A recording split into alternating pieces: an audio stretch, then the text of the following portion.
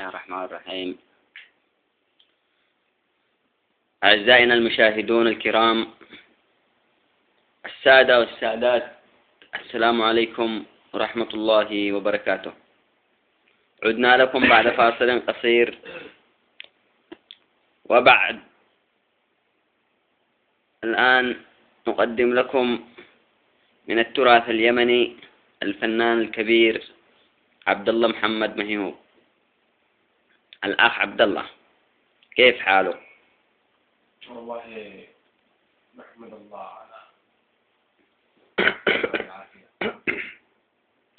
الأخ عبد الله، كيف تعلمت الفن في صغرك السن هذا؟ والله هذه قصة كبيرة، يعني احنا نجيب الكلام بالاختصار. احنا تعلمنا هذا الفن يعني كلها هوايات وإرادات، يعني تعلمنا هذا الفن على يعني احنا صغار السنكات، او هذه كنا نسويها على يعني أثناء شيء نسوي عليها أوتار، نقعد ندقدق عليها في الشوارع وفي. ولماذا لم تتعلم القرآن؟ تعلمت الفن.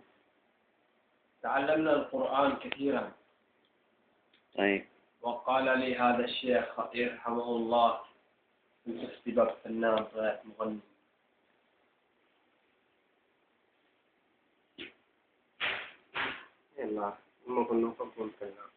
الله. والآن الأخ عبد الله، نرجوك أن تسمع الجمهور بحضورك أغنية جميلة.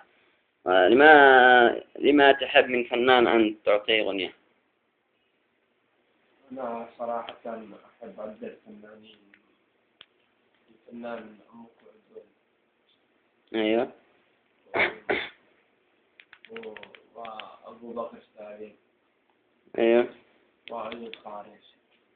وماذا تحب أن تعطي أغنية؟ أحبه يعني محمد دا مرشد ناجي. أيوه. وهذه الأغنية التي ستطاح برهين الجماهير.